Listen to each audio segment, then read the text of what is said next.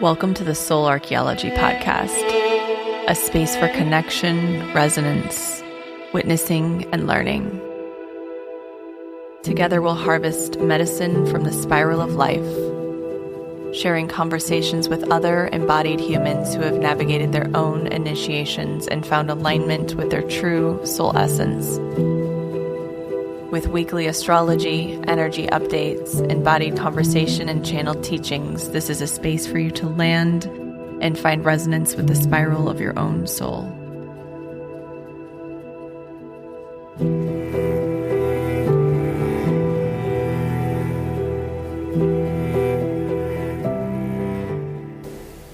Hello, welcome back to Soul Archaeology.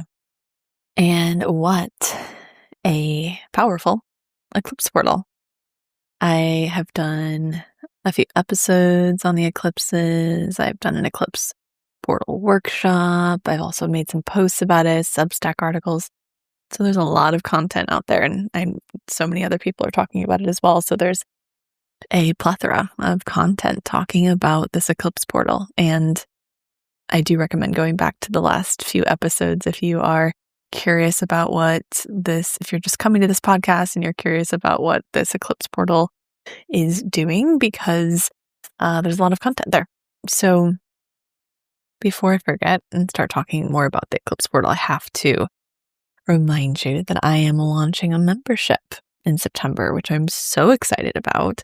This has been a long time coming. It is for my Soul Archaeology community. It's for you if you listen to this podcast regularly and want a deeper way to integrate the energy, the medicine of the times. It is a library of resources, meditations, somatic practices. There is a monthly report. I'm not going to tell you too much, but it's very exciting. So if you're interested in joining the founding members rate, which is a huge discount on a yearly membership, sign up for the waitlist. And this waitlist is going to be the first to know, the first people to be able to join this founding members rate. I'm only sending this out to my waitlist people.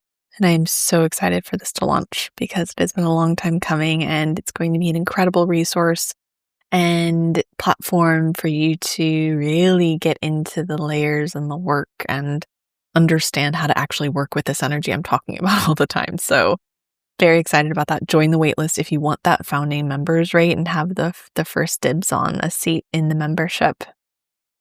Now, talking about this eclipse portal, we have been navigating the in-between, this liminal space, the in-between of two eclipses, the in-between of timelines, the in-between of identities and versions of self, the in-between of opportunities and relationships, all of these different liminal spaces. And what's so interesting is that the liminal space, it can be quite disorienting because there aren't as many anchors. We don't have anchors in the normal sense that we normally do, where there are sort of like points of delineation.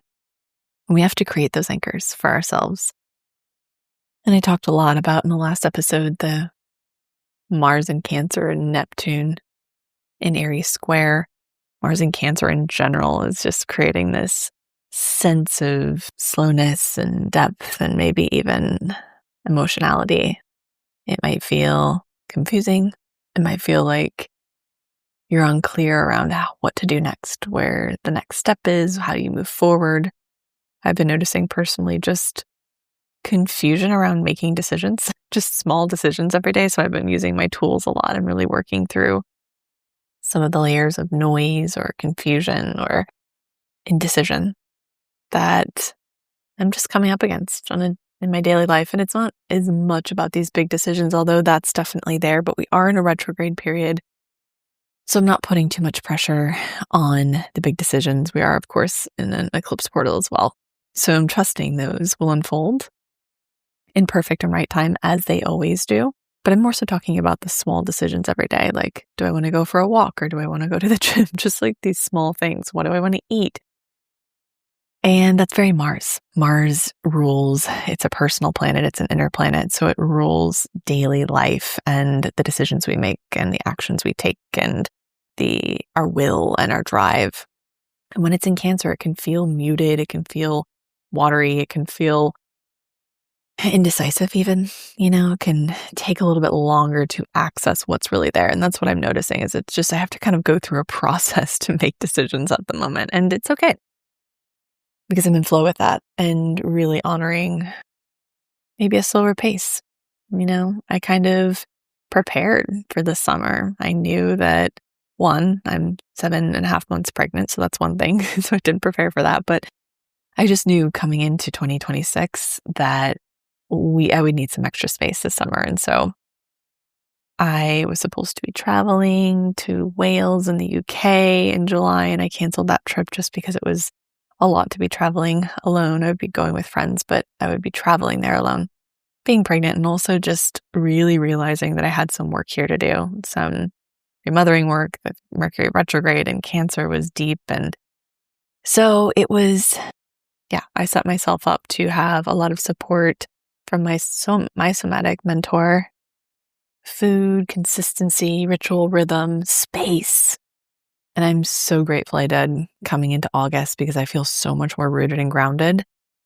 And I do think through August, even through September, more space we have, the better. And that doesn't mean you can't live life and do things and plan trips and all the things. It just means that even in just daily life, creating a little bit more spaciousness. And then where you have anchors that you can create, place them in the perfect position. So for me, anchors, daily walks in the sun, talking with God, prayer, before any device, eating a high protein breakfast first thing when I wake up, keeping my blood sugar regulated, having a consistent schedule with my somatic mentor and practitioner, really watching what I'm consuming, even though I am eating a little extra ice cream. But I mean more so what I'm consuming as far as data and information.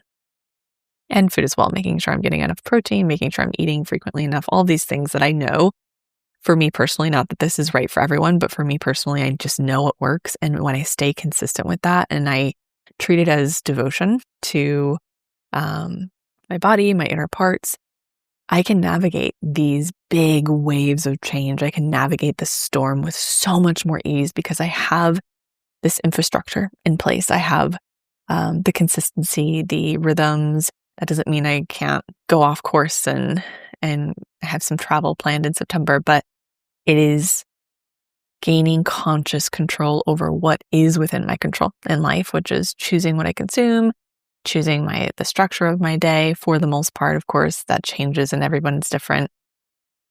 But where there are pockets where I can just insert some consistency and some discipline, everything feels easier.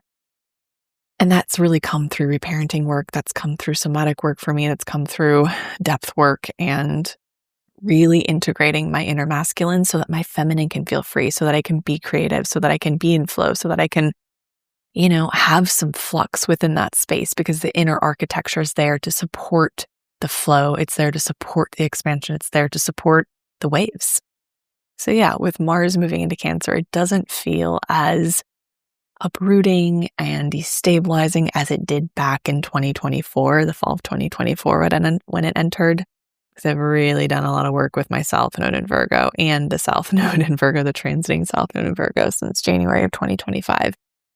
And it's Virgo season. So happy Virgo season. We are in one of my favorite seasons. It's also one of the more confronting and challenging seasons for me personally, but I love Virgo season. It lands at the end of summer.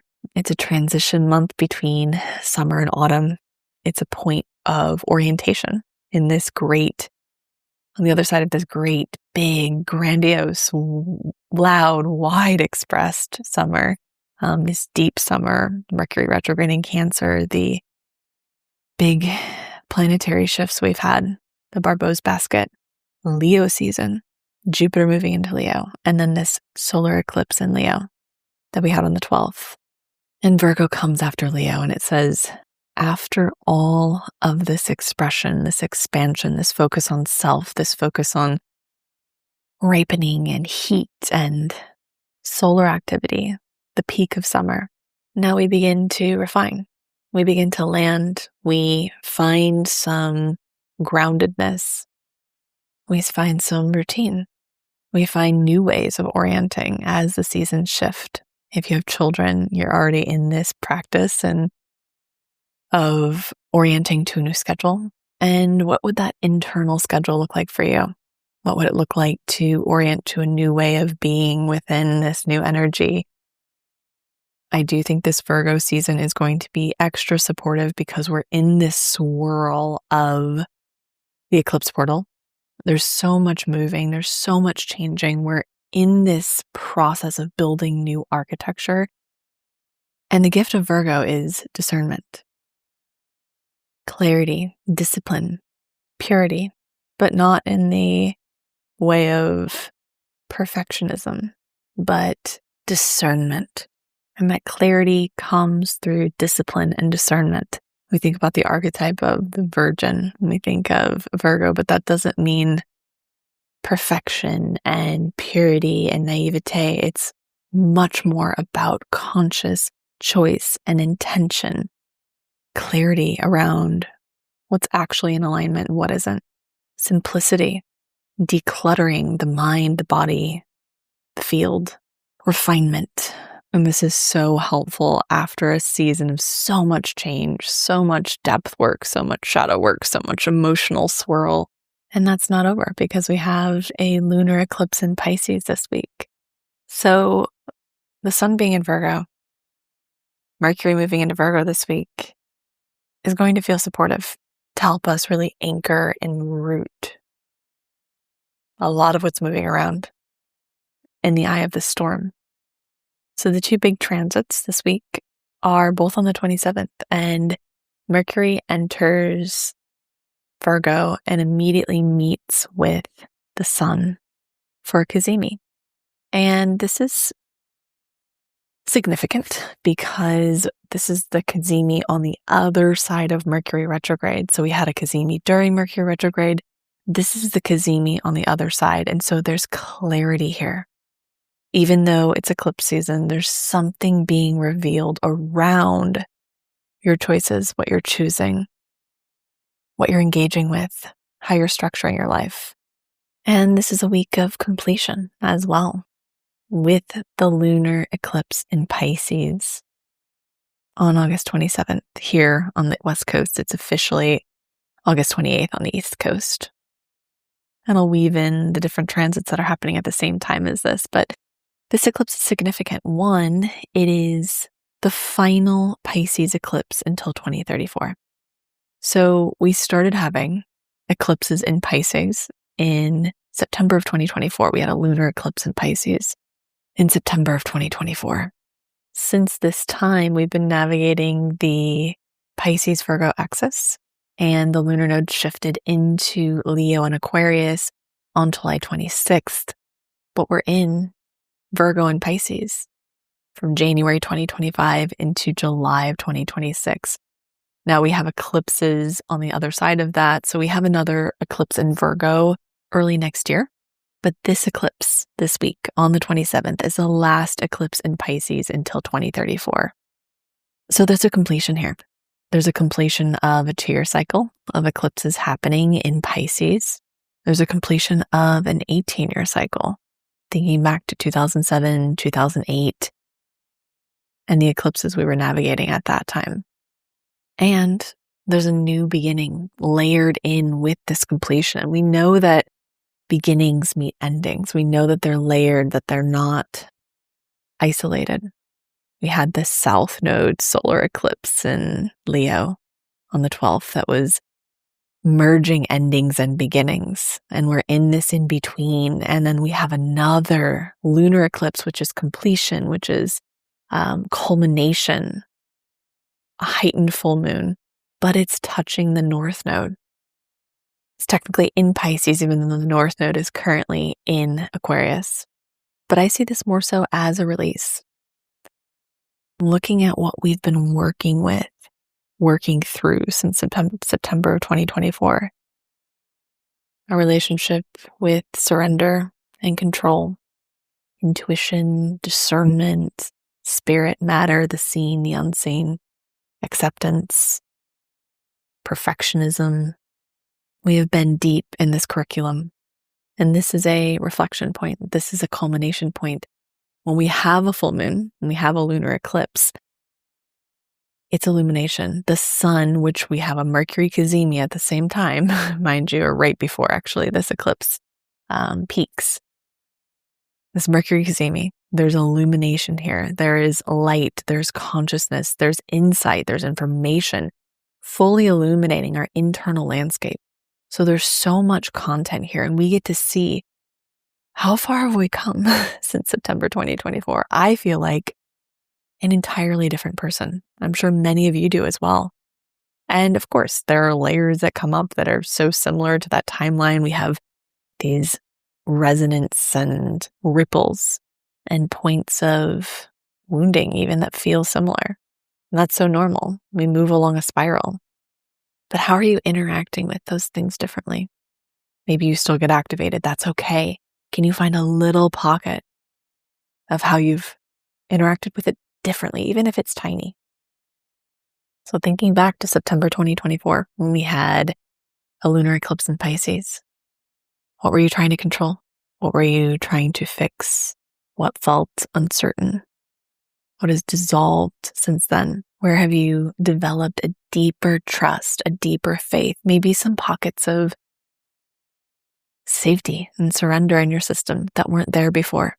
Maybe some deeper roots, maybe more discipline, maybe more intentional, aligned discipline rather than control and gripping. Is there a story, a narrative ending right now as a new one begins? Emotional and unconscious material is being exposed. Something has reached a point of culmination. And Pisces is the unseen. It is the great mystery. It's what's beyond the veil. It is the dissolving of self into the greater waters of consciousness, the collective web and field. Pisces is the final sign of the zodiac, so it carries the accumulated material of this entire cycle, this entire lived experience. There's an inherent relationship with endings. When we get to Pisces, when we get to the 12th house, there's this full surrendering of this self that we have worked so hard to cultivate through the zodiac. We worked so hard to understand and develop and be in right relationship with the self, with the ego. And then it gets dissolved into the waters of consciousness in Pisces. And we start over again. So there's a dissolution of something here with this lunar eclipse in Pisces. For the past 2 years, we've been working alongside this Pisces Virgo axis. Virgo separates, Pisces unifies. Virgo analyzes, Pisces experiences. Virgo in its shadow can be a perfectionist. It can be controlling. It can be rigid. Pisces in its shadow can be dissociated. It can lean towards escapism, towards avoidance, towards floating. The work always with the lunar nodes is not to abandon one and adapt or adopt the other. It's to balance them. It's to harvest medicine from the highest expression of both and find that beautiful balance. That's the work of duality. And so in the highest expression, Virgo is clear. It's discerning. It's refined. It's disciplined. It's devoted. Pisces in its highest expression is surrendered. It has a deep faith and trust. It is connected. It is not afraid of dissolving the ego, dissolving the self, but it can still stay contained within that process. So that has been our work over the last 2 years. Anchoring to clarity, devotion, discernment, refinement, bringing in what's really true in true service of to your higher self, to the higher, greater good. Eating well, consuming well, choosing well. Pisces has been about letting go of what we can't control, balancing our need for control with our need to surrender, and integrating surrender as an opportunity to find more peace, to find more safety and security, to feel held by that great web of consciousness, that we are a part of something, that we belong to something, that we are not alone, that we're not isolated. I think one of the beautiful teachings of Pisces is that, when you hear about near-death experiences and the end of life for so many people and all of this accumulated data that we have now around end-of-life experiences for people, there's always this sense of return, this sense of belonging, this sense of connection, this sense of true unconditional love. That's so hard for us to access as the ego operates. And so at the end, it's very Piscean.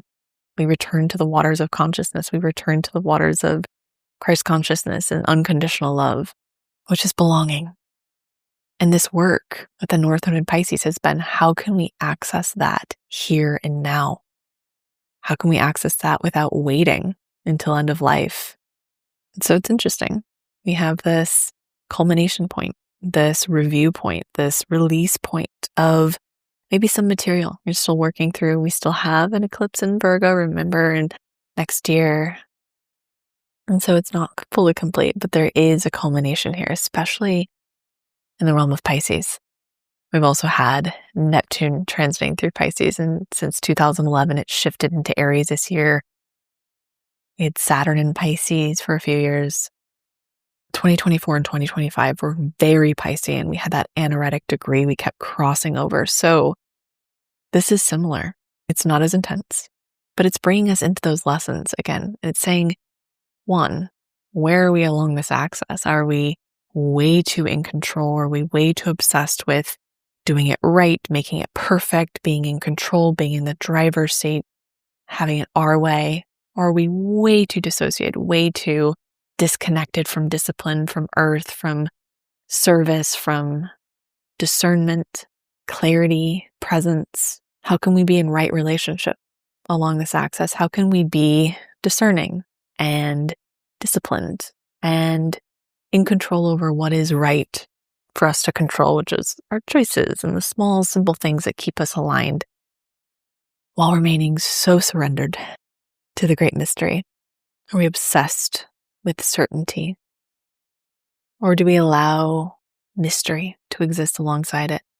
And this is very nuanced. It's very sneaky. That South Node in Virgo is so sneaky, where we are controlling when we think we are, because perfectionism can look like devotion sometimes, and control can look like responsibility. And this North Node in Pisces has been helping us develop and cultivate a relationship with the unknown. Trust, intuition, surrender, receptivity, compassion. It's been helping us find a way to remain present when we don't know how something will resolve or how it will go, when we're standing at that edge of uncertainty, befriending it rather than fearing it. So this eclipse will ask, what is your relationship with certainty? What is your relationship with the unknown? What is your relationship with your intuition? Have you learned the difference between surrender and collapse? Has, at any point, developing a deeper relationship with surrender and acceptance actually created more agency? And I actually think the cazimi on the other side of this is going to be helpful, because Pisces can be hard to articulate. It can be hard to find clarity through it. It's the mist, the fog, the unformed, the unseen. And Virgo is form. And so there's clarity here, there's discernment. And that's why, they're opposites, of course, but that's why that it can be so supportive to really balance these two, because we can give shape and form to the formless. We can start to make sense of what we've learned. Even though we don't need clarity right now, we're still in eclipse season. But I have a feeling some might drop in with this lunar eclipse, or even just drop into your psyche and download.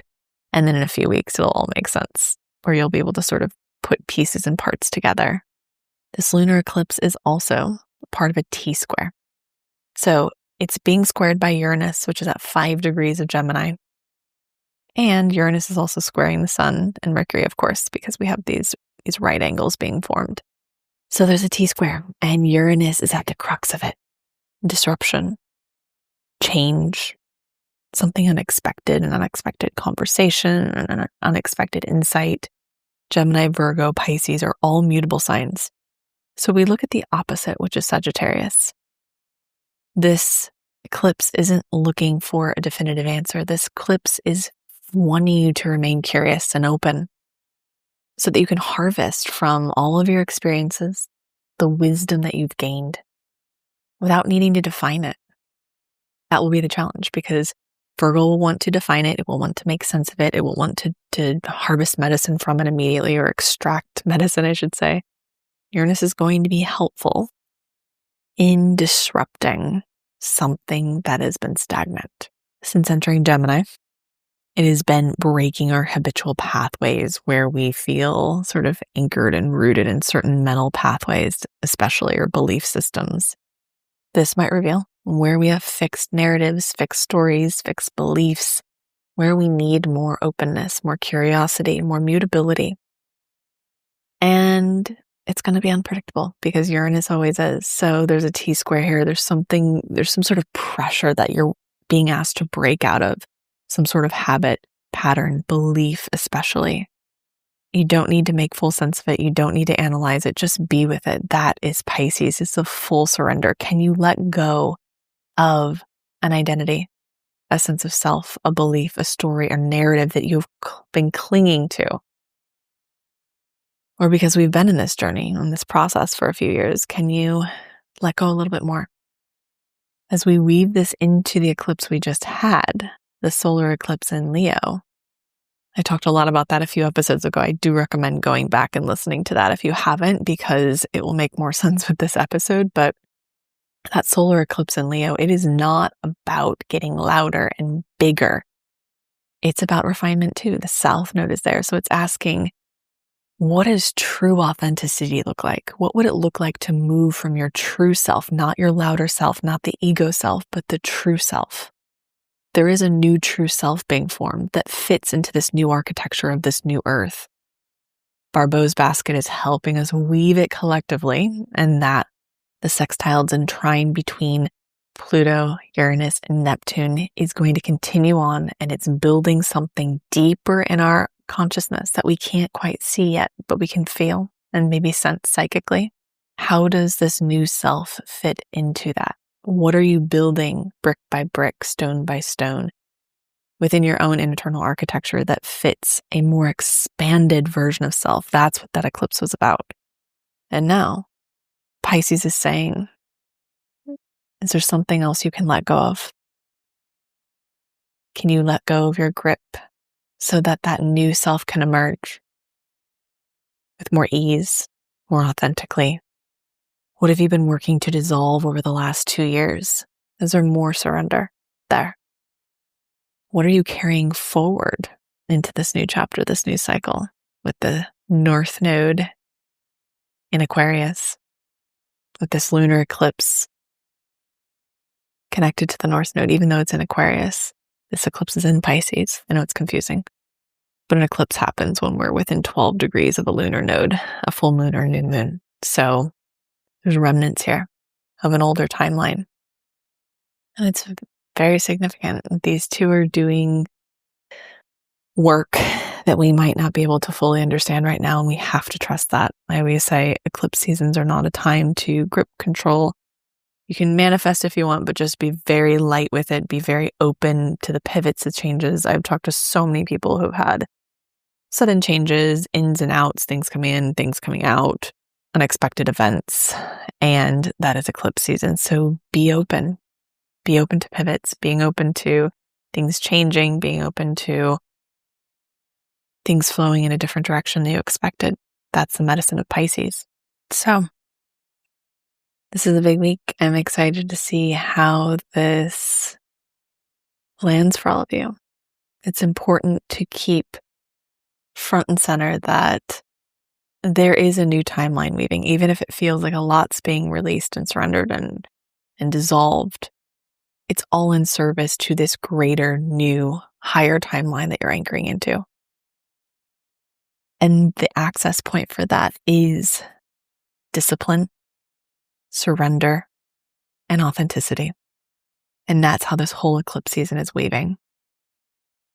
So, thank you for being here. Before I get to the card, I just want to remind you to join the waitlist if you're wanting to be a founding member of this membership that I'm launching in September. I have that linked in the show notes. And the card I pulled for today is a sky card. It's lucidity. Expansive and inviting, sky holds all of the universe's magnificence, meanings, and history. He offers safe passage for the truth of light and invites unmitigated participation in universal evolution. Sky's thoughts are vaporous clouds that move along the unburdened by concepts. He neither rejects nor clings to anything. He is simple, clear, eternal awareness. We can look up and ask him anything. He listens without judgment and answers all questions. Sky offers advice to practice discernment when it comes to believing your own thoughts and the thoughts of others. Thoughts are mercurial, mutable, and transient. We empower them to become reality when we join them with our emotions. The union of thought and feeling is how we shape our worlds.